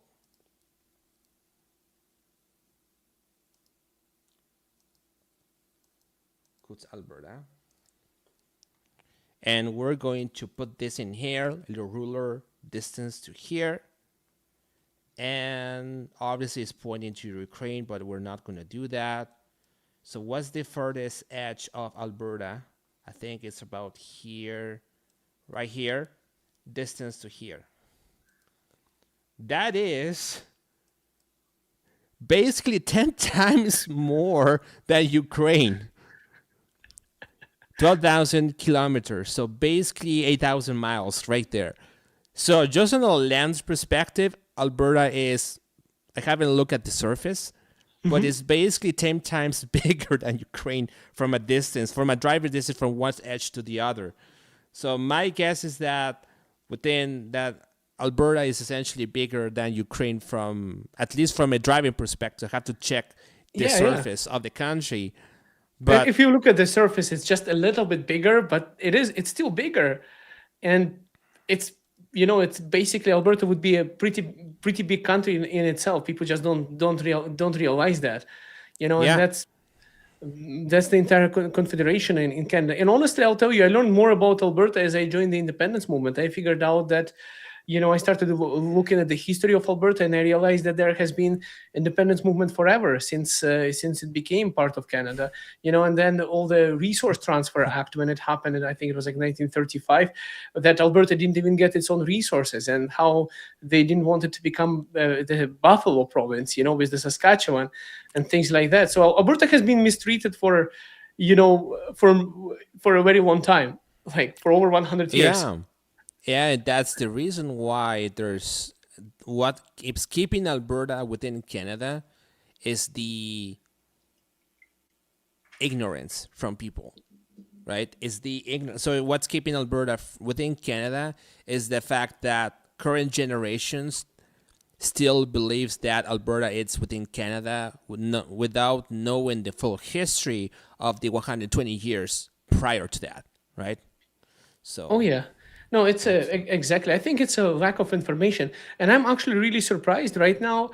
There is not only Google. Everyone is equipped with AI, and they could look up the history. I'm just surprised that people are not using it.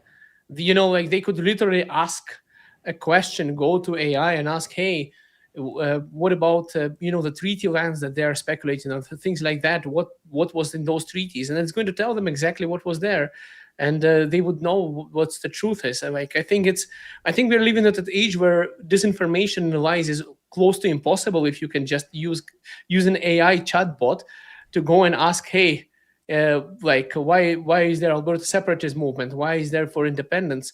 And they'll find out that what was that guy's I forgot the politician's name in Alberta, one of the premiers who was also there was a case where the RCMP that they were suspecting him that he could lead the charge of Alberta independence to, I forgot his name. There was a memo about that. So like federal government has been watching this movement forever. They were always afraid about Alberta independence in that way. Yeah, absolutely. And the fact that right now with social media and the internet and all those things, I think that they never actually anticipated a movement to grow like this. So I think so too. And the biggest challenge that I'm seeing right now with Alberta independence is the fear. So I think there is a huge chunk of people who have not yet signed a petition. For one reason, they're actually afraid. It's I was talking to a friend of mine. He is from India, and I was asking him what he wants to sign it, and he's afraid. He's afraid to sign it because he's thinking that something like Freedom Convoy is going to happen to him. Maybe they're going to track him down, freeze his bank account, or something like that. So there are a lot of people that want to sign it, but they haven't got out yet. They're just like, well, we'll see. I'm thinking all of those people, they are going to show up when the actual referendum happens, and I think the federal government is going to be blown away when they find out the actual people that are supporting it. There like that person support this kind of people, they support independence for Alberta, but they are right now they haven't yet signed the petition because they're just afraid to come out. They don't want to be labeled as somebody else. They don't want the neighbors to see that they're doing that because of the entire reputation. But they're silently so they're like supporting us in their minds and their conversations at home, but they're not getting out to sign a petition. I'm like, just sign it. It's legal. You shouldn't be afraid of that. Yeah, and also one thing about the immigrant community is that, and I was talking to Kathy Flett about it. I had on my show. This clip on social media is exploding everywhere right now. And it's basically that the immigrant community right now, like I won't even consider immigrant at this point or not. By definition, I am. But regardless, is that the more immigrants or first generation Albertans, that's the technical term, decide to actually go and sign the petition or to go on a town hall meeting, whatever, that's going to incentivize other ones to do the same. And the fact of the matter that the liberals and the NDP are capitalizing on immigrant communities as their base, because that's their base. Well, they have their base, but immigrants are another set of their base.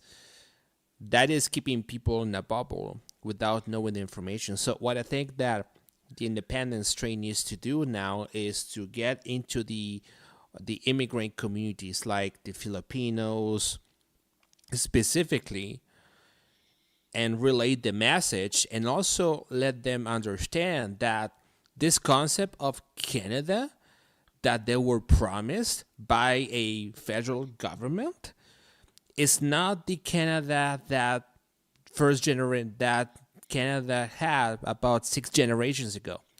The Canada that we have right now is a completely messed up thing, and that is in the concept of Canada that was sold to them when they immigrated here to Canada doesn't exist anymore, and it's not going to come back to the original state. Right? Well, that's exactly what happened to a lot of people from Ukraine. when the war started in Ukraine, they applied for, basically working visas in Canada. And they went to Toronto because that's the place that they knew about. And a lot of Ukrainians went to Toronto, and they left Canada because they didn't realize that it's not what they saw on the TV and all the history and everything. I still have my dad's friends, and they're like past 70s and 80 years old. And they're texting me on Facebook, Igor, please don't ruin Canada. It's a great country. What are you doing? I'm Don't like, guys, ruin Canada. Yes, they're texting me from Ukraine. My dad's friends, like his colleagues from work, like in their like grandfathers in their 80s, and they're texting me. They're like, don't ruin Canada. It's such a beautiful, lovely country, and it's a great life. Everything is good there. I'm like what you're remembering is probably when you were my age, how Canada was from their memories. It's like, when, probably, when they were, in 1970s or something like that. That's the Canada that they refer to. But I'm saying it's not the Canada in 2026. Like, it's not the same Canada that was there 50 years ago when they were in their 30s, let's say. Oh, yeah, absolutely. They're thinking I'm ruining that Canada. I was like, I wouldn't be ruining that Canada if it was that Canada. I wouldn't be voting for Alberta independence for that. I'm only voting for Alberta independence because I think that Alberta has a chance of being that Canada still, you know. And this is something that Michael Wagner said during his speech yesterday. I don't know if you watched it, but he was basically stating or repeating the words of Ted Byfield, which is Vince Byfield's dad. If he's on the stream, if Vince Byfield is on the stream, say hi, because I know some people who know me on the stream watching me. And what he's saying is that Canada right now, there is an old Canada and was this new Canada. Which Canada do you want to be aligned to? Is this the communist, socialist Canada that you're right now under the premise of the WEF or the Chinese? Or you want the old Canada when people were more traditional, where it was common sense? And that is what basically Alberta represents. It's not the new Canada that's been imposed by Justin Castro, shameless plug here, or that came out of their mouth right away, or Mark Carney. Which one you want to go to, right? Exactly. No, that's that's the biggest thing. I think, I think the Eastern Canada is, I think it's lost to us in a way, like if they were closer to us in a way they're thinking, I wouldn't be supporting the referendum. But because they are so far away from us in such a way that, in the values and everything, it's just good. I think Canada has, and the worst part about it, I'll be honest with you right now, is that I think that their inclusivity and everything is actually fake. It's like completely fake. You know why? Because stuff. They're saying that they are all about inclusivity, diversity and things like that. And honestly, I think it's just a moral rhetoric. They're trying to be looking on paper better than Albertans by calling Albertans, let's say, racist or something like that, or coming up with all sorts of things and name callings. But I actually think that they are, it's hypocritical, because you just have to go and read their comments on me. Like the people who have saying Slava Ukraini on their profile, like Free Palestine, and all of those people are saying I should be deported. I should, I have to get decapitated for treason and sent out to war in Ukraine and get killed there. And I'm like, and I'm reading their profile and they have Ukrainian flags there and everything. I'm like, you know what? This is a lie. Like that's the biggest thing. My pink glasses went flying off during the entire Alberta independence movement, because I realized, you know what? I think the values, we actually have more values in Alberta than those guys have fake values, because they're coming up saying that they're supporting it, but they're just doing it just to have a moral superiority. It's almost like it's a double standard, really. It's a double standard. It's like, well, you know what? We love you as long as you're an immigrant and you're voting for what we want you to vote. But if you're an immigrant but you don't vote for what we want you to vote, then get out of here. That's what happened to me many times. Like that's what happened many times. Like, because I was voicing a more conservative mindset, right? Like entrepreneurial type of mindset, being more respectful with money, traditional values, and such. Because I'm an immigrant and I don't believe in the liberal slash socialist slash communist agenda. I'm basically a whatever that is not basically somebody who needs to be funny things. I'm not gonna say on air, but that's what it is. It's that we're basically shown the door. We're trading. We're telling us that we're a bunch of traders and all that stuff. But the reality is that the people who are voicing just the concept of Alberta independence showing up is just people like regular Joes, like who work their asses off. And if that happens to be an immigrant, that's fine. There's a lot of immigrants who are supporting independence, a lot. It's just that they're not necessarily showing up in public necessarily, right? So I've seen some Filipinos, I've seen some people from India showing up for independence, and a lot of Eastern Europeans show up. And I came there, and I had people in Big Five when I was interviewing, people showing up, shaking my hand, and I'm saying, "So what brings you here?" It's like same thing as you, communists. It's like I was also born in Soviet Union, and I don't want that shithole here. That's what he told me. I was like, okay, that's what people. Amen. That's what people told me. I didn't leave that to have that here again. And for me, it's also the thing is, I come from a country patient zero. Like when you have a first person who spreads the virus, and I believe communism is a virus. Basically, my people are the ones who have, from my region are the ones who created communism as it is. And then they spread it to China after World War II by helping them liberate, Cuba and everything. I'll tell you why I left that country. I was like, people were saying to me, why don't you support Russia? And I'm like, look at the friends of Russia. It's Venezuela, Cuba, North Korea. I'm saying those are all people who are not doing good. Like it just doesn't make sense. The communism doesn't work. What works is capitalism, and socialism. That's how, if you go too much into socialism, it eventually becomes communism. It's like some people told me they liked it. I'll tell you, I had relatives who would be arguing with me that communism was good. I'm saying, why? Well, you graduate, you get a job, you get a placement. You don't have to compete on the market economy. So, like, everything is predictable. The state tells you what you do, what you work, what you think, everything, and then you don't have to worry about anything. Like, you're well taken care of. So some people are. When I was in Ukraine, there was, when I was a kid, we still had a communist party until it became illegal. It was like 30%. They were still in the parliament when I was a kid, when I was a teenager as well. And, my friends would light up the communist flags on fire with the lighter on the government buildings, and the communists would chase us, and they would be like, what the hell are you doing? It's like, well, I didn't light it up personally, but I was just walking with the guys who were like, hey, let's take that communist flag down. I'm like, yeah, I guess I don't want to go to do that because I want to get in trouble. But like they were really vicious about that. And then the government of Ukraine made it illegal to be a communist completely. So I talked to a lot of them, and a lot of old people. They were like, I love it. It's great. My daughter, the lady was saying, my daughter cannot find a job. She's a doctor, but she can't find a job. Well, if she was a communist, if it's Soviet Union, you get a job.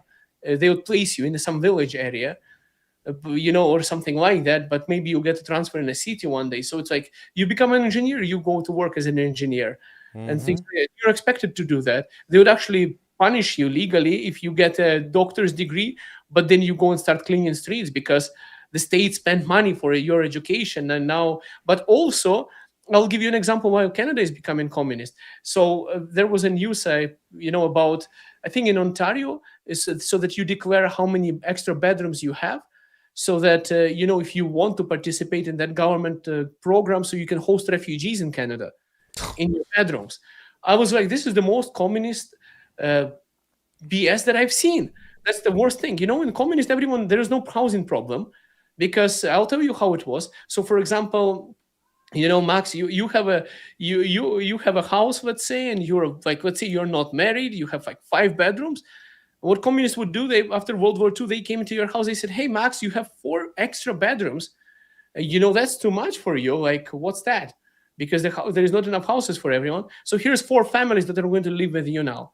Every family Oh gets, my gosh. and then you are in line to use your own bathroom with all the other families. Like it's communal housing. I don't know. That's how they called it. That's how my dad grew up. It's like my mother was growing up having an apartment, and you're not allowed to own real estate, so everything belongs to the state. So what you have is a record on your passport with your address. That's called the record of your address. So if you want to have provincial services or something like that, city services, healthcare, you have to show that you're a resident of that area by that record. So you become essentially like a peasant, of that area, of that part of the country where you live in. And it's still in Ukraine's culture. They call it an address note in your passport. So even right now, like I actually don't have it, but in Ukrainian passport you would usually have a stamp with your address, where you belong, where you live, with your instead of a title of the ownership, it was like the registration number. I'll tell you a situation where my dad was married to my mother, and it's a 2-bedroom apartment.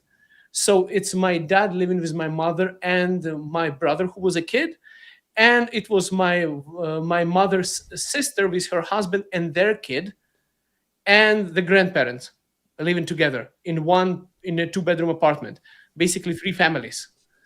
And because my dad didn't have a registration there, he had to register to that unit. So the state would say, there is a certain amount of square feet per person in a family. If you're over that, you might qualify to get another residence, because you're not allowed to do anything. That sucks. That And means you would be in the that line. You would register in the line to get housing, so that then the government would call you and say, hey, you can get your own place now. We just built it. Like 5-10 years or so. Lineups to buy a car, 5-10 years as well. You have the money to buy it, but you cannot buy it because you have to wait for your turn. And unless you have some connections and you're in politics and corruption, you could probably skip the line. But if not, then you cannot skip the line. So that's the communism. Like everyone would have a housing, but what kind of housing? And when I saw that note coming out in Canada where they're saying, well, you can declare how many extra bedrooms you have and you can participate in those programs. Right now it's participation, but in the future they might say that, okay, now it's mandatory. Yeah, like you are going to keep refugees in your home. Like, why the hell you have so much of space? You shouldn't be having so much of space, So, like, that's what I'm afraid of. Like, we are going in that direction right now. It's not mandatory, but in the future they might say, and then you're going to say, no, I disagree with that. But people are going to be brainwashed so much by media. They're going to say, well, you're unpatriotic. How dare you behave like that with refugees? Like, you're unethical. You should be doing that. Yeah, absolutely. It's almost like during the scamdemic when people, they were like, oh, the jibby jab is not mandatory, but if you don't get the jibby jab, then you will lose your job, you'll lose your benefits, you'll lose this, you'll lose that, and you can't see your family because they all wear little masks that don't do anything, and such and such. So I think that what is really going on right now in Canada, at least, or what I call the Dominion of Brookfield, because I got some people in the States watching this show now, which is kind of funny. People from Chicago, actually. Yeah, people from Chicago were watching this. Is that what's happening in Canada is that the ugliness of the system is being shown to the public, and now people can make a decision as to whether or not you want to stay in there or you want to leave. If you want to leave, become independent, separate from Canada. If you want to status quo, you can always opt out to the elbowsub.exe mentality, which is to stay in communist Canada and enjoy the pseudo benefits from that, right? Any closing remarks before we land it up? Oh, sure. Well, it's almost 2 hours. We covered a lot of things. That's the thing. Like when they invited me to a radio show, and they said they gave me a microphone. I remember. I think it was like last year. on Red FM. I was speaking there in Russian, and it was hilarious. They asked me, "Hey, like the show is going to be like 40 minutes. Do you think you have enough topics to talk about?" I'm like, "You just have to tell me when to stop. I can go for 2 hours, no problem." Like it's just I don't have a problem of talking. It's that's why I actually went into real estate. I literally joke with my wife. I'm saying, can you imagine I'm actually getting paid for talking? Because negotiation, communication, everything is talking. I'm like, it's literally a job where you get paid for doing the thing that I love to do.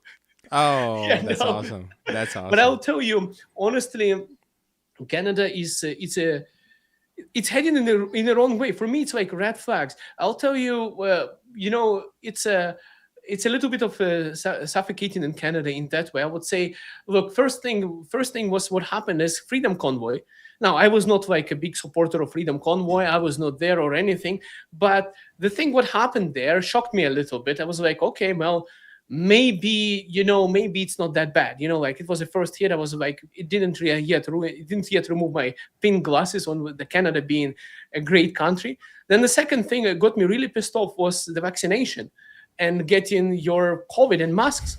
Now, I'm still pissed off about it because I had to get a vaccine and a booster and everything because I had to go to the US and they wouldn't be like letting me out in the aircraft. And I'm like, I don't care. I'm saying, some people said you're going to get brainwashed if this vaccine is. I kept on joking with my parents because my parents were so anti-vaccine. They're like, what's going on with you? I'm saying, well, now I can sense 5G connection better with my hands.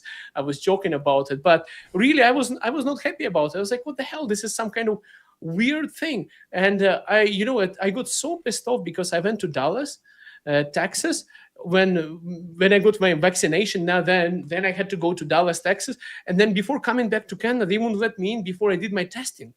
This ArriveCan application scam going on. So I basically I went and I did my testing before boarding the aircraft, and then I arrived to Canada, and I have my tests on me that I literally did 2 hours before, like maybe within the span of 4 hours altogether. And they randomly select me, and they're saying, well, we are going to test you again. And I got so pissed. I literally got so pissed. I came to this immigration officer in Calgary, and I totally went on Eastern European on him. Like, he was super friendly, a super nice guy. And I started demanding answers from him. Like, why am I supposed to be, as a Canadian citizen? I went on like a patriotic. I was pissed off. I was like, why, as a Canadian citizen, I'm supposed to be doing this? Like, am I not allowed to enter the country and things like that? I went really hard on that immigration officer at the border. And he was too nice to me. Like, he was so nice, that guy in Calgary airport, that I felt like an asshole for being like that with him. But anyways, you know what pissed me off? They said, you have to go and do the test. And I said, which company can I go to? And just to be a difficult person, I said, well, can I go to a different clinic? Because they told me you have to go to a specific organization that doing that was selected by liberal government. And in my mind, I come from a corrupt country. And from what I know is that's how you win tenders is, kickbacks, cashbacks from all of this. This how corruption is done. That's how the contractors in my city in Ukraine would win to build. We had this soccer games in Ukraine, I think in 2012, and a contractor that was building the roads was a cousin of a mayor. That basically the entire corrupt scheme on they literally built an asphalt factory to sell asphalt to the city because they got in a corrupt way. They got a contract by giving cash back to the government, and I'm like, I know how these tenders are won, and there's definitely a corrupt scheme. So I got really angry, and to make sure that my tax dollars don't go to that company, I said I want to do it elsewhere. And they said, well, you cannot. You have to go specifically only to that clinic. And I'm like, this is corruption. And I got really mad. My wife is like, Igor, calm down. And I went for a testing, and I was like, look, I'm saying this testing that you're making me do, it costs the government money. So they have to pay those people to run the test on me. So I literally paid more than $1,000 to get back to Canada to get my entire family COVID tested. And then I board the aircraft, and then they're saying, well, the government is going to pay for you to do another test.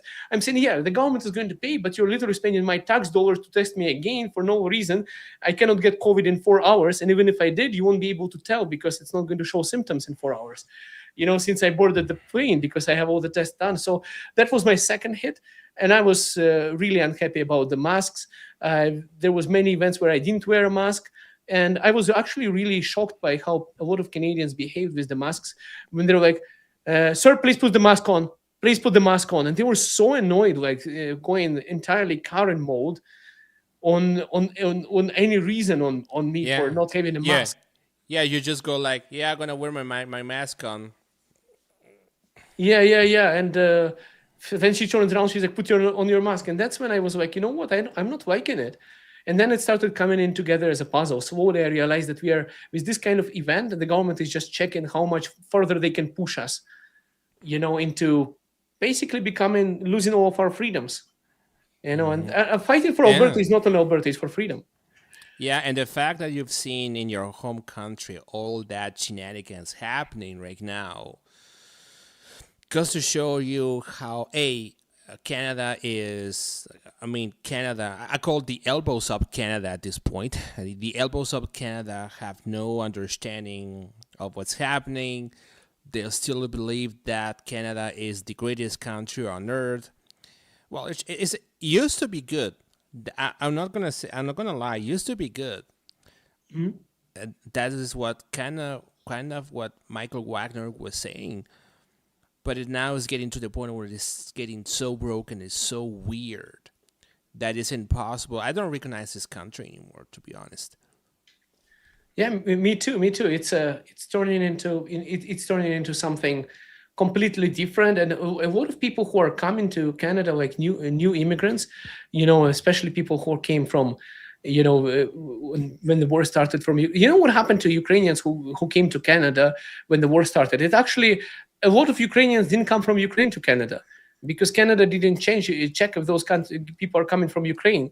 It's basically Ukrainian freelancers, a lot of them, who were working in Germany, in France, in UAE, and all over the world. That they just realized, that Canada is going to be a great opportunity for them. So and also one thing about Canada, we haven't talked necessarily, but it's on my italic notes, is that Canada, specifically Western Canada, has been greatly influenced by the Ukrainians. If you look at history, like Edmonton has many nicknames. One of them is Edmonton Nuke, because you see a lot of people bearing Ukrainian last names, right? Yeah. It's very common. Like if you go to Victorville, you see the gigantic Easter egg, and you look at and you go to Victorville. There's the main street is where it's bearing a Ukrainian last name. Mm-hmm. So the Ukrainians have a lot of I wouldn't say influence, but a lot of heritage. I mean, Ukrainians literally built this side of the country, settlers specifically. So for people to this is a subject that people don't necessarily understand, I think, or it's probably because of ignorance. But the point I'm trying to make is that why Ukrainians left their country and moved here to Canada because of political persecution. Yeah, because you're not only that, you're not allowed to own anything. It's there was a story in Western Ukraine where somebody from a village moved to Canada. I think it's like over 100 years ago, somewhere in Alberta, from what I heard. Like northern Alberta, somewhere between Saskatchewan and Edmonton. And then that person went back to Ukraine, and he's like, wow, you're allowed to own land. You can grow things. You're allowed to do farming there. And here you're not allowed to do that. So literally the guy went to Canada, immigrated here, went back to Ukraine, picked up his entire village, and they moved here to do farming because, it was a land of opportunities. You can buy land, you can grow things, you can do farming, you can do work and own something. So that's the biggest thing. So like freedom, people came here for freedom too. Absolutely, and that's what we are up against. People who want to keep us in complete servitude, the elbows up servitude model. There's going to be, I think, what we need to stay away from, right? So exactly, I'll tell you. in a communist country, speculation was illegal. So you're not allowed to make money. Like a grandmother would come out on the outside, put a small chair and sell oranges. She would be going to jail. So you're not allowed to sell anything because everything, all the businesses were state owned. No, not allowed to be entrepreneur or anything. And also another thing, there was such a thing as tuniatstvo. It means that like laziness, like people who were not working anywhere, you could go to jail for being lazy in Soviet Union. Wow. Actually, one of my grandfathers was a severe communist, and because my dad was working in secret from his dad, my grandfather called police on my dad. He said he's lazy, he's not working, and the cops showed up, and the cops were like, "What's wrong with your dad?" And he was in the Communist Party as well. So he said, "Well, my son is a lazy ass. He's sitting at home doing nothing. Arrest him or make him work." And then my dad pulled out his working records because he just didn't want his dad to know that he's actually working. And the police said, "Well, he's working somewhere, so we cannot arrest him." Is it so? In Soviet Union, they have this tendency, or at least this culture of snitching on each other. Big time, exactly. You're not allowed to say. You're not allowed to talk about it. My dad got ass whooping of his lifetime when Stalin died. Because my dad was like 4 years old when Stalin died, and he said he's an asshole because my dad was supposed to get a bicycle. And if any of the neighbors would hear that, his entire family would be in jail, basically thrown into concentration camps for that. Because they would say, how does the kid who is 4 years old knows about that? But my dad was just upset because he was supposed to get a bicycle from a shop, and all the shops were closed because the dictator died, and the entire country is supposed to cry and mourn about that. So they shut down all the businesses, and Kim Jong-un style. My gosh! and the thing, and what kind of bothers me, and I'm gonna finish with this. Yes. Is that the elbows up Canadian, should I say, or the legacy Canadian, whatever you might call. They're going to live through this communist agenda that we've been warning for decades now, but especially in the last 5 years. They're going to live through that. And what's going to happen next to them? Like, they're going to have children on their own eventually, potentially. And they're going to try their very best to leave Canada by their own means. Like, I remember a while ago, Chris Scott once said that while he was working in Venezuela, in Colombia rather, there were people from Venezuela actually walking towards the Colombian border because they were trying to escape communist Venezuela on foot. That's the biggest thing. It's it's not about, at some point, if Canada becomes that kind of communist, they would have to close the borders and keep Canadians inside from leaving. That's what Soviet Union did. My dad, because he was a swimming coach, he was in the US, in Seattle. He had a KGB agent assigned to him to follow him everywhere in the US so he doesn't escape, so he doesn't ask for asylum. So the KGB agent would fly with his swimming team and keep all the passports, so my dad would never have his hands on his own documents, so that he wouldn't ask for asylum in the United States, because they were thinking that he's going to stay there. So, but my dad is like, well, I cannot stay there because I was in Ukraine, and my mother was in Ukraine, and my brother was in Ukraine too. So he's like, I'm going back. But there was another guy from Ukraine in the US in Seattle who was a citizen, American, and he said, hey buddy, it's like, he said, forget about that KGB asshole. He's like, we're just going to call the police on him. You can stay. And my dad is like, well, I know I can stay, but I have family in Ukraine, so I have to go back. That's what that American said. He's like, forget about this KGB agent. Like, screw him. I'm just going to take you to a police station. They might even arrest him. He's not allowed to play his KGB things in the US. This is a free land. That's what he told him. And they had KGB agents assigned to him so that my dad would not escape with the entire Ukrainian national team and become Americans, Oh, right. That's awesome. That's the problem. They wouldn't want you to go out. They would calculate how many dollars you have. They would make sure that you'd sign up paperwork. If you take money, currency, in exchange, you have to provide a reasonable explanation to why you're doing that and how much you're going, and not cause suspicion, because if they suspect you that you're about to flee the country, they might put you in jail. So it's it's crazy. They literally have a team flying, my dad and a guy working for the government to make sure he doesn't deflect. Just like the Chinese who are living in Vancouver, who fled from China to live to Vancouver in the hopes that they will escape the PRC. And they're still being hounded by their families. Sam Cooper has done a great deal of work on that, on the Chinese nationals who moved to either Vancouver or Hong Kong, who've been chased by the PRC, the Populist Republic of China. We're talking here. So what you're basically saying is that they were doing that in people who are fled the Soviet Union. They were doing that as well. So the basically is the communist playbook is known. It's very known. It's whatever is going on in China. It's the same technology. It's on paper. It's exactly.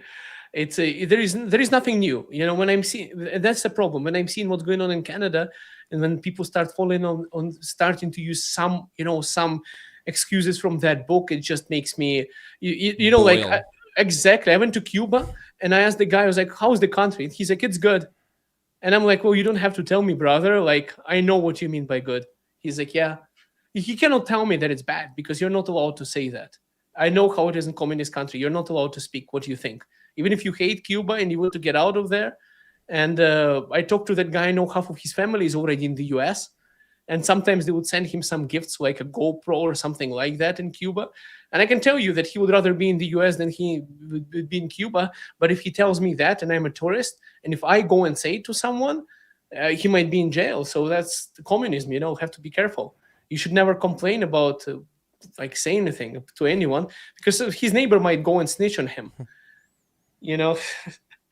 That is brutal. I mean, and I didn't know it was that bad, but I have some people who slid on my chats for a while and talks about communism and socialism and all those things. I think that Canada, and I'll end up with this, Canada is going to be the next socialist superstate that will fall.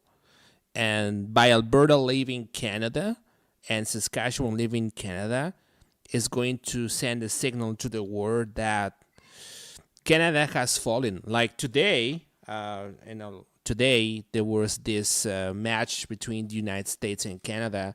And of course, Canada lost because it's Canada, right? And the elbowsup.exe people are completely rage farming social media, saying, oh, but Canada was better in hockey than the United States, And I'm like, no, you just lost. You just lost, And what's the point of that is that now back days, I remember this incident, I don't know, but you're gonna know through your history when you start to go out about Alberta independence and such, about why the Maple Leaf was adopted. You can look that up from Tim Hoven, if you believe, I believe it. And what he's saying is the Maple Leaf was adopted because they essentially were playing hockey against the Soviet Union at that time, and the Maple Leaf was showing everywhere. That's what adopted the Maple Leaf, because they needed this crisis or this public stunt for people to adopt the Maple Leaf, because back then the flag was the the red ensign. Fast forward to today, the Americans beat the Canadians, and now the elbows up. So right now the Maple Leaf flag is basically representative of the elbowsup.exe/Laurentian Canada that is going to fall, right? So they're gonna have to come with another flag or some point of time to put the hammer and sickle side of things, the communist ensign, so just to make things even. But I think that Canada will face a lot of turmoil in the next 5 years. I don't mind even saying publicly that Canada's gonna fall in 5 years. It might actually, it's 2 or 3 years, Canada will no longer exist as a country, and I've seen some AI models from about that as well too. So that would be fantastic to see. I'm worried. Let's end it. I'm just worried that Canada is not going to. It's going to be a single party state. That's what I'm worried about. Like conservatives, they are going to skyrocket immigration. Now they're going to bring in more military, and then after that they're going to continuously win the election, and it's slowly going to become like a communist party, because there is no democracy if it's only one party ruling the entire country. No opposition and anything. It's a Yeah, and conservatives in Canada right now are legitimately demoralized of what's happening. They're completely demoralized right now. I see on social media. I would not be surprised that because of the floor crossing that's happened in the last while, I would not be surprised to see the guys from the pleb and all those conservative influencers showed up and say, well, what's going on here? We cheer for you guys, for the conservatives, and now you're basically betraying us, And that I think is gonna be like the beginning of the fall from Canada, because there's no alternative. Okay, those PPC people, I understand it. Okay.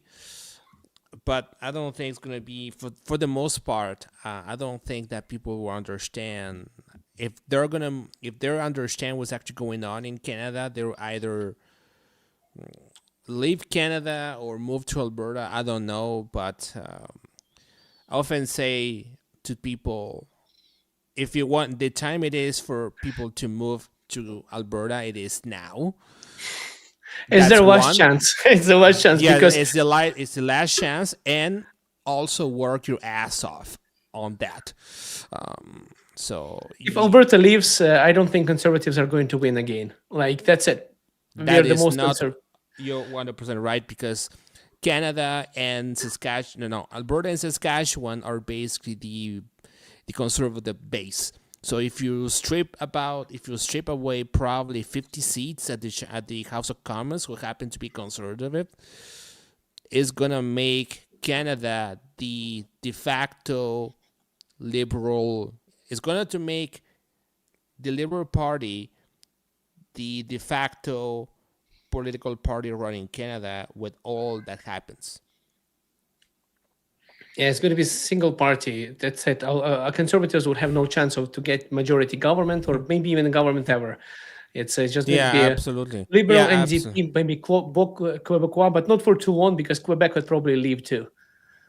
Yeah, and even the Quebec, even the separation now in Quebec right now is largely declining, by the way, because they see what's happening. By the way, if you're not following provincial politics, there is a provincial election in 26. In Quebec specifically, and the liberal and the separatist or independence movement in Quebec is largely declined, because the Independence Party in Quebec right now has been hijacked by Marxist communists. These are whenever somebody is actually, whoever is supporting Quebec's independence right now are the Free Palestine, the Free Plasticine, the Greta Thunbergs, the eco-anxiety freaks in Quebec. These are all the people that I know are pushing for independence, and the alternative is not going to push for independence. So I don't think Quebec's going to separate anytime soon. So for people to say that the Quebec's going to separate, that's not going to happen. It's not going to happen. Alberta will go first, and Quebec will stay the same. That's my assessment. And I know because I lived there for 20 years. Oh, yeah, that makes sense then. I can't tell you it's not going to happen. So we're going to close the show. Now we talk a little bit too much. That happens all the time. I want to thank you all the guys for tuning in. Thanks for the super chats there. And if you feel compelled to contribute, there's the email address for the e-transfer. You can put it in. I'm working on a system to put can actually punch your credit card and automatically goes into the bank account. Something like that's being in the works right now. And looking forward to do another live stream tomorrow. I'm heading to Viking to do an independence event with Chris Scott, Michael Wagner, and I believe Chin Miko will be there. So basically, you see Chris Scott's gonna talk about what he does best, of course. Michael Wagner, he talks a lot about the history, and Chin Miko is also talking a lot about the history. So I think that once you get to understand the history component of a lot of things, that makes a lot of sense. I want you to invite you to live stream for that show. That I think it's going to be at 7 p.m. tomorrow. I have to schedule the live stream after this meeting.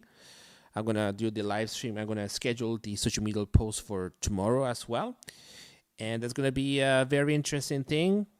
And so thanks for tuning in. We'll see you on the next time. Thanks for your time, Igor. Thanks for having me. Yeah, that was very interesting to talk about communism. And I think that communism is something that needs to be avoided at all costs, because what I'm hearing from people like yourself and other folks like who lived in a communist country is what I've seen all the time. They've seen the BS, and they've seen what's happening, what destroyed their countries. And that is what's happening in Canada right now, unfortunately, because people don't necessarily... The lack of knowledge is what's causing this country to fall. So thank you very much, and we'll see you tomorrow then, and have a good one. Thank you. Have a good one, guys.